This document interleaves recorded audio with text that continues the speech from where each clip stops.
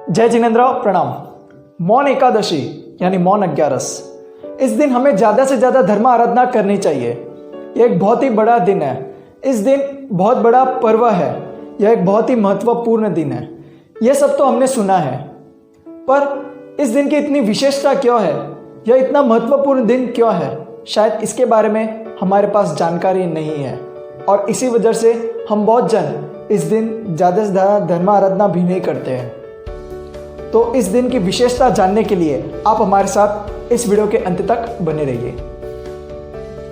मकसर सुद 11 यानी मकसर महीने के सुद पक्ष में 11 के दिन यह मौन 11 का पर्व आता है। इस पर्व की विशेषता जानने के लिए, इस दिन की विशेषता जानने के लिए हमें इतिहास में जाना होगा, यानी इतिहास के पन्नों को पलटना होगा। यह बात है 22वें तीर्थंकर श्री नेमिनाथ भगवान के शासनकाल की। एक बार नेमिनाथ भगवान विहार करके द्वारिका नगरी में पधारे। जैसे ही कृष्ण वासुदेव को यह पता चला कि भगवान पधारे हैं, वे तुरंत ही भगवान को वंदन करने गए। उन्होंने भगवान को वंदन किया और वे भगवान की देशना सुनने वहाँ पर ही समूह शरण में बैठ गए। भगवान की देशना के बाद कृष्ण महाराजा नेमिनाथ भगवान के पास गए और नेमिनाथ भगवान से एक प्रश्न पूछा कि हे प्रभु, मैं इतना बड़ा राजा हूँ, मुझे बहुत से काम होते हैं दिन में, इसलिए मैं इस वजह से धर्म आराधना नहीं कर पाता हूँ। इसलिए प्रभु, मुझे कोई भी एक ऐसा दिन बताओ जिस दिन मैं जितनी धर्म आराधना करूँ उससे कई अधिक गुना लाभ मुझे मिले। तभी नेमिनाथ भगवान ने कहा, अगर ऐसी बात है तो आप मकसर महीने के शुद्ध पक्ष के 11 के दिन यानी मकसर शुद्ध 11 के दिन आप धर्म आराधना कीजिए। उस दिन आप जितनी आराधना करोगे उससे कई अधिक गुना लाभ आपको मिलेगा। तभी कृष्ण महाराजा ने पूछा कि प्रभु, ये दिन क्यों? इस दिन ऐसा क्या विशेष है?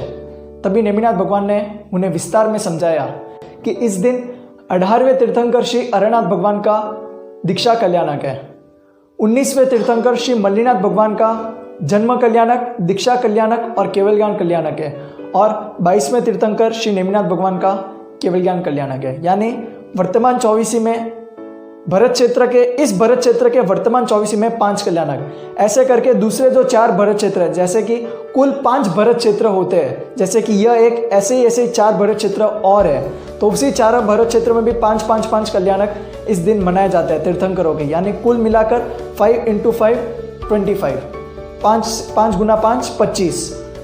अब वैसे ही भरत क्षेत्र के साथ साथ ऐरावत क्षेत्र वो भी 5 होते हैं, 5 ऐरावत क्षेत्र, और 5 ऐरावत क्षेत्र में 5 कल्याणक इस दिन मनाए जाते हैं। यानी वहाँ पर भी कुल कितने हुए? 25। तो 25 और 25 होते हैं 50।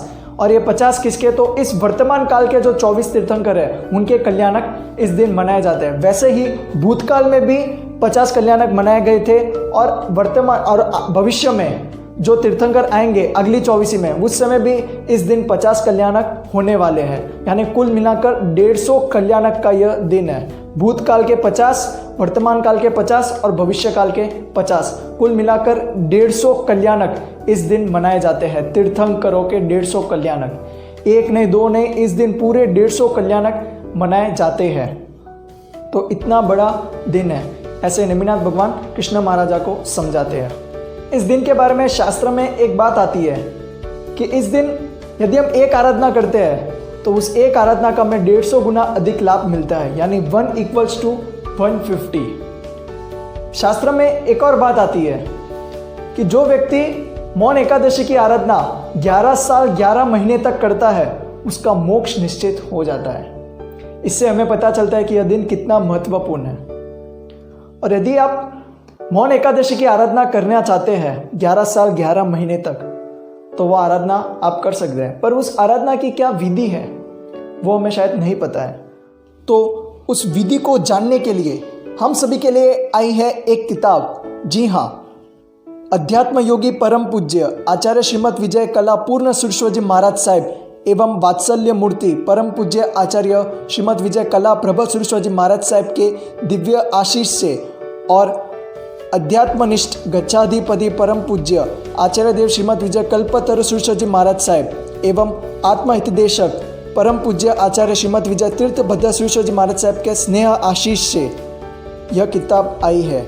इस किताब का नाम है मौन एकादशी आराधना, विधि, क्रिया, माला जाप मंत्र देववंदन का अनमोल संग्रह। जिनवर कल्याणक अति घनाम 150 तेने कारण ए पर्व मोटू करो मौन उपवास।